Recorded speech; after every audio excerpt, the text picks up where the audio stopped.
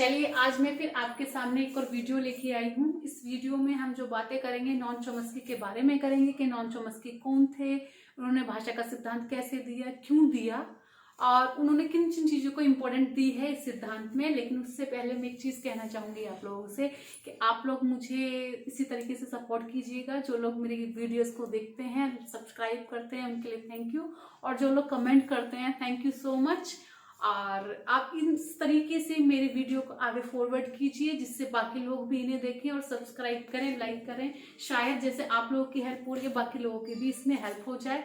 तो I hope आप मेरी बात को समझे होंगे मैं क्या कहना चाह रही हूँ कि आप प्लीज मुझे सपोर्ट कीजिएगा। आप सपोर्ट करते हैं, आप मेरी वीडियो को लाइक करते हैं तो मुझे एक पॉजिटिव वाइब्स आती है कि हाँ मैं कुछ अच्छा कर रही हूँ जो लोगों को पसंद आ रहा है। इसलिए मैं चाहूंगी कि आप मुझे इसी तरीके से लाइक और सपोर्ट कीजिएगा। Thank you. और आगे जिन लोगों को इसकी जरूरत है, जो लोग बाहर से कोचिंग नहीं ले सकते हैं, जिनके पास इतना पैसा नहीं है कि वो बाहर से कोचिंग लें, तो आप उन लोगों की हेल्प करें जिस वीडियो को आगे फॉरवर्ड करके जो घर बैठे अपना सी-टेट, आर-टेट, यूपी-टेट, आपका पीजीटी एजुकेशन है और आपका बीएड में ये सारी चीजों में साइकोलॉजी एक मेन सब्जेक्ट होता है जिसके थ्रू आप इस मेरी वीडियोस के थ्रू आप अपना पूरा सिलेबस कवर कर सकते हैं। इसलिए मैं अपनी वीडियो में एक एक चीज को बहुत बारीक तरीके से पढ़ाती हूँ। जो चीजें मैंने फेस की थी जब मैं अपना सी-टेट क्लियर कर रही थी या जब मैंने बीएड किया था तो मैं बहुत सारी चीजें देखती थी लेकिन बहुत सारी चीजें मुझे नहीं समझ में आती थी। अब मैं उनमें नहीं चाहती कि जो मैंने फेस किया है आप लोग उसको फेस करो, इसलिए मैं हर चीज को बारीक तरीके से समझाती हूँ जिससे आपके माइंड में वो सेट हो जाए। चलिए ज्यादा टाइम ना वेस्ट करते हुए हम लोग जो बात करेंगे आज का एक टॉपिक है नॉम चॉम्स्की। नॉम चॉम्स्की कौन थे?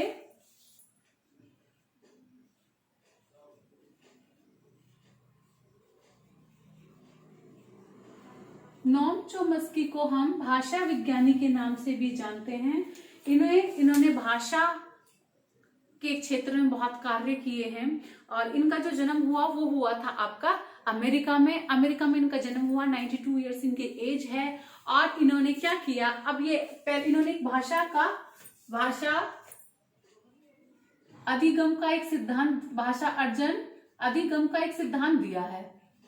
अब मैं जैसे इसके पीछे हर सिद्धांत के पीछे आपको बताती हूँ कि ये सिद्धांत क्यों दिया जाता है, उसके पीछे का लॉजिक बताती हूँ, उसके पीछे का रीजन बताती हूँ। जैसे मैंने इससे पहले बताया था कि कोहलबर्ग ने जो सिद्धांत दिया था नैतिकता का, वो जिन प्याजे से इंस्पायर होकर दिया और उसकी पूरी स्टोरी आपको मैंने बताई। उनका जो सिद्धांत था वो कहाँ से आया, वो कहाँ से इंस्पायर हुआ। इसी तरीके से नॉन चॉम्स्की का जो सिद्धांत है भाषा अर्जन का, ये सिद्धांत कहाँ से आया, ये कहाँ से आया? एक स्किनर आप जानते होंगे, वो भी मनोवैज्ञानिक हैं। उन प्रसिद्ध मनोवैज्ञानिक स्किनर ने एक बुक लिखी थी वर्बल बिहेवियर। उस वर्बल बिहेवियर की नॉन चॉम्स्की जी ने बहुत ही कड़ी शब्दों में निंदा और आलोचना की। उसके बाद इन्होंने एक अपना सिद्धांत प्रतिपादित किया जिसको बोलते हैं भाषा अर्जन का सिद्धांत। भाषा अर्जन का सिद्धांत से तात्पर्य है कि बच्चा जो भाषा अर्जित करता है, जैसे मैं जो बोल रही हूँ, हम जो अर्जित करते हैं वो कहाँ से करते हैं। अब इस पे बहुत से लोगों की अपने अपनी राय है। जैसे अगर हम बात करें यहाँ पे तो आपका चॉम्स्की, इसको मैं शॉर्ट में लिखूंगी, केवल आप समझ जाइएगा। चलो मैं पूरा ही लिख देती हूँ। चॉम्स्की या जीन पियाजे जी, या आपकी बात करें वाइगोत्स्की की,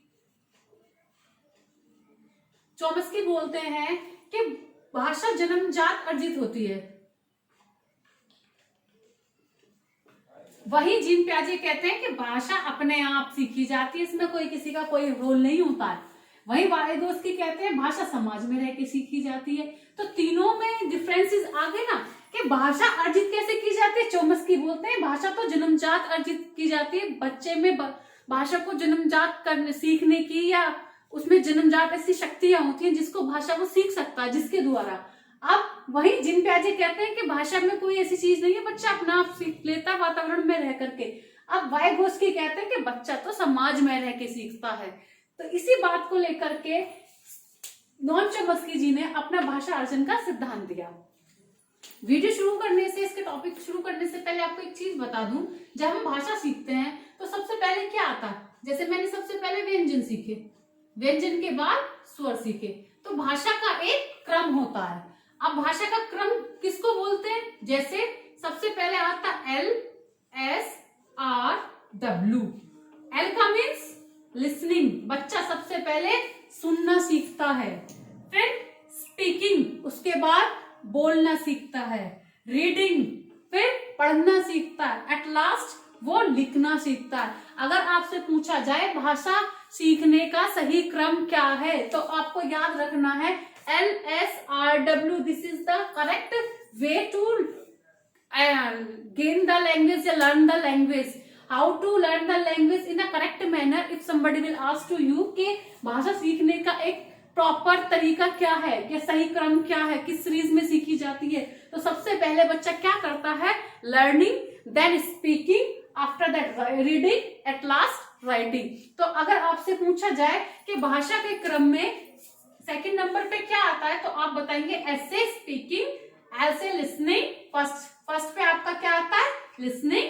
सेकंड पे आता है आपका स्पीकिंग, थर्ड पे आता है आपका रीडिंग, एंड फोर्थ पे आता है writing. This is the series where we can learn the language. इन क्रम से ही हम लोग लैंग्वेज को अर्जित करना सीखते हैं। यही चारों क्रम है जहां से लैंग्वेज को सीखा जाता है। इसी क्रम में ही चलते हुए बच्चा एक लैंग्वेज या भाषा को अर्जित करता है। सबसे पहले बच्चा लर्निंग में आता है, फिर लर्न करने के बाद फिर स्पीकिंग के बाद रीडिंग, देन राइटिंग। ये 4 क्रम है। क्लियर है? ये तो हो गई भाषा के क्रम कि बच्चा भाषा किस क्रम में सीखता है। अगर इसके बाद की बात की जाए तो ये बोलते हैं, नॉन चॉम्स्की जी बोलते हैं कि भाषा जो होती है बच्चे में जन्मजात सीखने की क्षमता होती है। क्यों होती है? वो बोलते हैं कि बच्चे के अंदर एक LAD डिवाइस होती है, जिसको बोलते हैं लैंग्वेज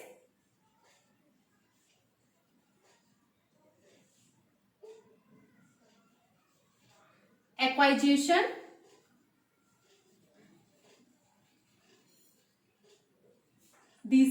डिवाइस। ठीक है, हिंदी में इसको बोलते हैं भाषा अधिकरण, कहीं अधिग्रहण भी लिखा होगा, अधिग्रहण यंत्र। अब इसको मैंने क्यों कहा? ये बोलते हैं कि बच्चे के मस्तिष्क में एक LED डिवाइस होती है जिसके द्वारा बच्चा लैंग्वेज सीखता है। LED डिवाइस बच्चा लेकर के पैदा होता है, जिसके द्वारा बच्चा समाज में रह के भाषा को अर्जित करता है। सब उसकी हेल्प तो करते हैं सीखने में, लेकिन बच्चा जो सीखता है LED डिवाइस के द्वारा ही सीखता है। इसलिए इन्होंने बोला है लैंग्वेज एक्वाइजेशन डिवाइस। अब इन्होंने एक चीज और बताई है कि बच्चे के जो लेफ्ट और राइट माइंड होते हैं, इधर होता है लेफ्ट, इधर होता है राइट। अब जो बच्चा लेफ्ट माइंड से क्या करता है? लेफ्ट माइंड से हमेशा लॉजिक, लैंग्वेज सीखता है, और राइट माइंड से वो क्रिएटिविटी सीखता है।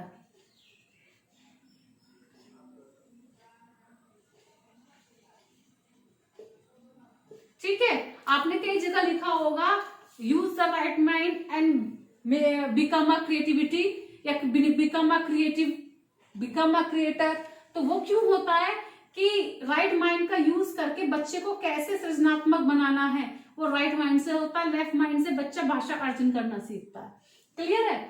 अब इन्होंने क्या बताया, मैंने आपको यहाँ तक क्या बताया कि नॉन चॉम्स्की जी ने स्किनर जी की वर्बल बिहेवियर एक बुक थी, जिसको निंदा करके, कड़ी निंदा, उसकी आलोचना करके उन्होंने बताया कि भाषा जो अर्जित की जाती है कैसे की जाती है। अब जैसे नॉन चॉम्स्की जी बोलते हैं कि जन्मजात भाषा अर्जित की जाती है, वहीं जीन पियाजे कहते हैं बच्चा अपना आप सीखता है, वाइगोस्की जी कहते हैं बच्चा समाज में रह के सीखता है। इनके सबके अपनी अपनी सोच थी कि बच्चा कैसे सीखता है, समाज में रह के बच्चा भाषा को कैसे अर्जन करता है, उसको कैसे ज्ञान आता है। वही एक भाषा का क्रम माना जाता है। जैसे सबसे पहले बच्चा क्या करता है? छोटी चीजें करता है, फिर बड़ी चीजें करता है। तो इसी तरीके से अगर भाषा सीखनी है तो व्यंजन है, फिर वो स्वर का यूज करता है। अब उन्होंने बोला कि भाषा सीखने का एक क्रम होता है, एक वे होता है। कौन सा होता है? भाषा सीखने का एक क्रम होता है जिसे बोलते हैं हम LSRW। सबसे पहले बच्चा क्या करता है? लर्निंग मोड में आता है। लर्निंग मोड में आने के बाद बच्चा क्या करता है? Speaking, then reading, after that writing. Clear? सबसे पहले नंबर पे आता है listening, then speaking, reading and writing. Clear होगा यहाँ तक आपको। उसके बाद इन्होंने बताया कि भाषा जो बच्चा अर्जित करता है वो एलईडी डिवाइस के थ्रू करता है। हर एक बच्चा जन्म से ही एलईडी डिवाइस लेकर के पैदा होता है, जिसके द्वारा बच्चा या जिसकी मदद से बच्चा भाषा को अर्जित करता है। समाज, उसके माता पिता सब उसकी मदद तो करते हैं भाषा को बोलने में, लेकिन जो वो सीखता है वो एलईडी डिवाइस के थ्रू ही सीखता है। एलईडी डिवाइस को क्या बोलते हैं? एलईडी डिवाइस की फुल फॉर्म क्या है? Language acquisition device. हिंदी में इसको भाषा अधिग्रहण यंत्र के नाम से जाना जाता है, जिसके द्वारा बच्चा भाषा को अर्जित करता है। अब इसके इन्होंने बताया कि लेफ्ट साइड में बच्चा जो होता है लॉजिक लैंग्वेज को सीखता है और राइट साइड में बच्चा क्रिएटिव बनता है।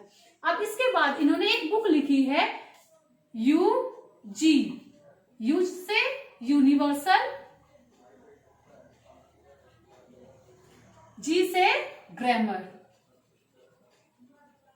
यूनिवर्सल ग्रामर का मतलब है, इन्होंने बोला है कि बच्चा जो है वो जन्म से ही व्याकरण के रूल को लेकर के पैदा होता है। यूनिवर्सल का मतलब सार्वभौमिक,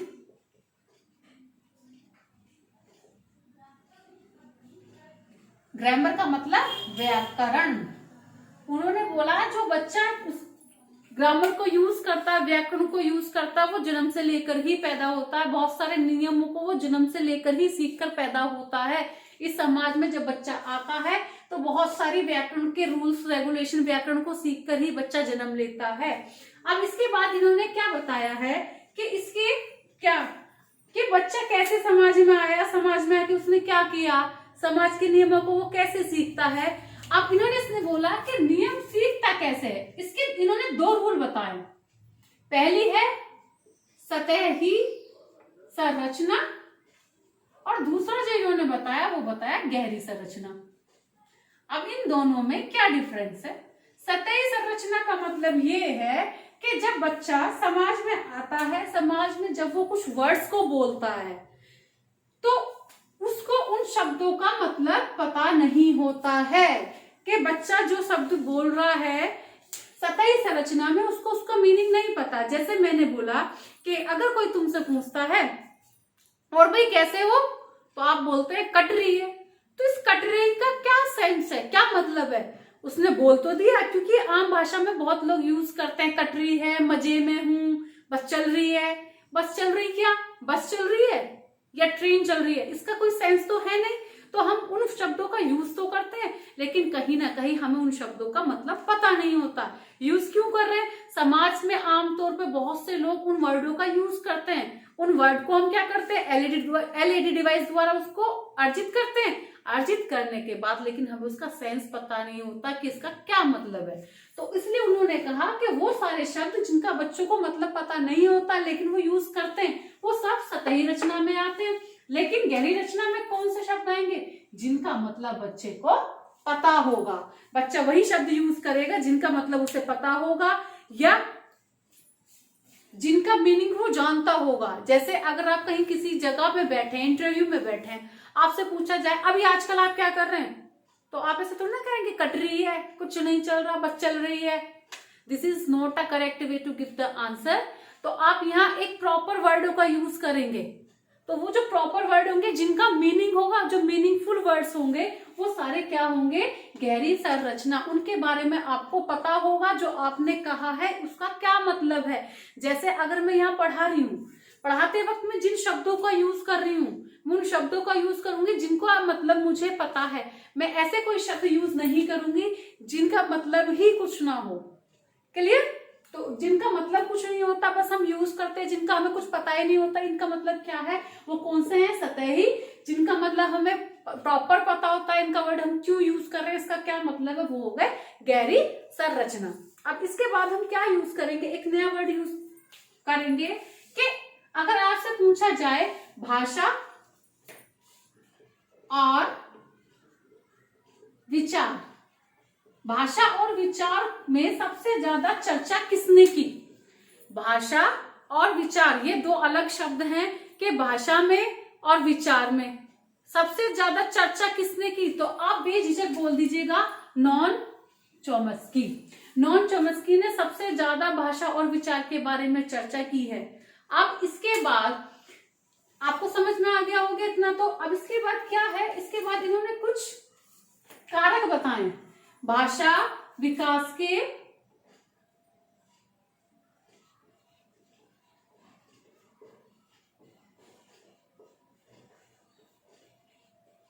कारक, अब भाषा विकास के कौन कौन से कारक हो सकते हैं? भाषा विकास कहां कहां से हो सकती है? जैसे जैविक भी हो सकती है, शैक्षिक भी हो सकती है और सामाजिक भी हो सकती है। जैविक का मतलब जो हमारे घर में चीजें बोली जाएंगी, जो हमारी फैमिली में वंश में चलती आ रही है, वो सारी चीजें, वो लैंग्वेज हम सीखते हैं। आपने देखा होगा जो टोन हमारे घर वालों की होती है वो टोन हम यूज करते हैं, जिससे हमें पता चल जाता है ये कहाँ का है, या ये लैंग्वेज क्यों यूज करता है। जो लैंग्वेज हमारे घर, हमारे मम्मी पापा, आस पड़ोस के लोग हमसे जो यूज करते हैं, हम उन्हीं चीजों को तो अर्जित करते हैं। तो सबसे पहले जो जैविक वो होंगे जो हमारे घर में, परिवार में जो लैंग्वेज बोली जाती है। शैक्षिक जो हमें पढ़ाया जाता है, जैसे हमें बोलूं आपको खाएंगे, खाएंगे नहीं होता खाएंगे, तो जो ये वर्ड है खाएंगे, तो ये शैक्षिक शिक्षा द्वारा जो वर्डों को अर्जित किया जा रहा है। या समाज, समाज जो हमारे आसपास का जहाँ लोग रहते हैं जिनसे हम भाषा को अर्जित करते हैं। तो ये तीन इसके कारक होते हैं मेन, जहां से हम भाषा का विकास करते हैं। पहला है जैविक, दूसरा है शैक्षिक, तीसरा है समाज। क्लियर? अब मैं आपको इसको एक जल्दी से एक रिव्यू दे देती हूँ, इसमें क्या क्या है जल्दी से आपको इसके बारे में बता देती हूँ। सबसे पहले है कि भाषा अर्जन का सिद्धांत किसने दिया है? वो दिया है नॉन चोम्स्की ने। नॉन चोम्स्की ने वर्बल बिहेवियर स्किनर जी की बुक थी, उसकी आलोचना की थी, उसकी निंदा की थी, उससे थोड़ा सा बताया कि भाषा अर्जन कैसे होती है। उन्होंने अपना एक सिद्धांत दिया। तीन लोग थे जिनके मेन, जैसे चोम्स्की है, जीन प्याजे है और वाइगोत्स्की है। जीन प्याजे बोलते हैं कि भाषा जन्मजात नहीं होती है, अपने आप से बच्चा सीखता है।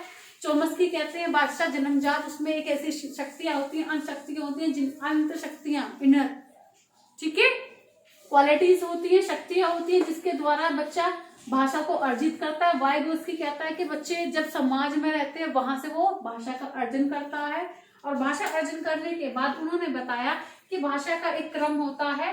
पहले बच्चा लिसनिंग मोड में आता है, फिर स्पीकिंग मोड में आता है, फिर रीडिंग मोड में आता है, फिर राइटिंग मोड में आता है। ये एक सही तरीका है भाषा विकास के क्रम का है। फिर नॉन चोम्स्की जी ने बताया कि बच्चा जन्मजात एक एलईडी डिवाइस लेकर के पैदा होता है, जिसको बोलते हैं लैंग्वेज एक्वाइजेशन डिवाइस, जिसके द्वारा बच्चा भाषा को अर्जित करता है। हिंदी में इसको बोलते हैं भाषा अधिग्रहण यंत्र। भाषा को अधिग्रहण मतलब अर्जित करने वाला यंत्र। ये बच्चा मस्तिष्क या दिमाग में, माइंड में जन्म से ही लेकर के पैदा होता है। इसके बाद इन्होंने बताया कि एक लेफ्ट माइंड होता है, एक राइट माइंड होता है। लेफ्ट माइंड में जो बच्चे का लॉजिक लैंग्वेज का यूज होता है, और राइट माइंड में जो होता है बच्चे की क्रिएटिविटी होती है। और इसके बाद इन्होंने बताया अपनी एक बुक में यूनिवर्सल ग्रामर में बताया इन्होंने, जिसको हिंदी में बोलते हैं सार्वभौमिक व्याकरण। इसमें इन्होंने बताया बच्चा जन्म से ही व्याकरण के नियमों को सीख करके पैदा होता है। और इन्होंने नियम के ऊपर ही दो नियम बताए हैं कि पहला सतही संरचना का नियम है और दूसरा गहरी संरचना का नियम है। सतही संरचना क्या होती है? जिसमें बच्चा उन शब्दों का यूज करता है, उन वाक्यों का यूज करता है जिसका अर्थ उसे नहीं पता होता। वो क्यों करता है? क्योंकि समाज में उन शब्दों का यूज किया जा रहा है। अगर मैंने कोई शब्द यूज किया है, आपको अच्छा लगा, आपने उसको अर्जित किया और आपने उसे यूज करना शुरू कर दिया। इस तरीके से उन शब्दों का वर्ग जिसका मतलब हमें पता ना हो, जिनका अर्थ हमें पता ना हो, वो सारे शब्द सतही संरचना में आते हैं। जिन शब्दों का हमें गहरे रूप से पता हो, जिस शब्दों के बारे में हमें जानकारी हो, वो सारे हमारी गहरी संरचना में आते हैं। और अगर हम बात करें कि भाषा और विचार के बारे में सबसे ज्यादा चर्चा, सबसे ज्यादा जो बात की गई है वो किसने की है? नॉन चोम्स्की जी ने की है। और भाषा विकास के कुछ कारक बताए इन्होंने, 3 कारक बताए। सबसे पहला जैविक है, फिर दूसरा शैक्षिक है और तीसरा समाज है, जहां से बच्चे की भाषा का विकास होता है।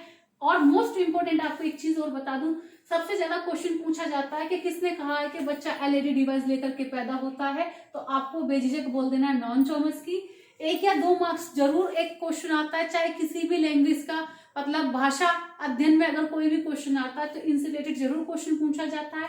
पहला ये पूछा जाता है कि कौन कहता है कि बच्चा एलईडी डिवाइस लेकर के पैदा होता है, तो वहां नॉन चॉम्स्की जी आएंगे। कौन कहता है कि बच्चे में जन्मजात शक्तियां होती हैं भाषा को अर्जित करने की, तो भी नॉन चॉम्स्की जी आएंगे। कौन कहता है कि भाषा और विचार किसने सबसे ज्यादा इस पे जोर दिया या चर्चा की या बातें की, तो भी आपका नॉन चॉम्स्की आएगा। अगर आपसे पूछा जाए कि नॉन चॉम्स्की कहाँ के रहने वाले थे, तो ये अमेरिका के रहने वाले थे। और आपसे अगर ये पूछा जाए कि यूजी बुक या यूजी के फुल फॉर्म क्या है, तो आप आराम से बोल दीजिएगा यूनिवर्सल ग्रामर। यूनिवर्सल ग्रामर को हिंदी में बोलते हैं सार्वभौमिक व्याकरण। इसी तरीके से अगर आपसे एलईडी की फुल फॉर्म पूछी जाए तो इसके फुल फॉर्म है लैंग्वेज एक्वाइजेशन डिवाइस, हिंदी में इसको बोलते हैं भाषा अधिग्रहण यंत्र। क्लियर है। इसके बाद अगर पूछा जाए कि सतही रचना और गहरी रचना का नियम किस भाषा के विकास में, सतही रचना और गहरी रचना का नियम किसने दिया है, नॉन चॉम्स्की जी ने दिया है। अगर पूछा जाए नॉन चॉम्स्की द्वारा भाषा विकास के कितने कारक हैं, तो 3 कारक हैं। आई होप ये सब चीजें आपको क्लियर होंगी। अगर इसके बाद भी अगर आपको कोई डाउट हो तो आप कमेंट बॉक्स में लिखिएगा, मैं आपको वहां पर रिप्लाई जरूर दूंगी। Thank you so much.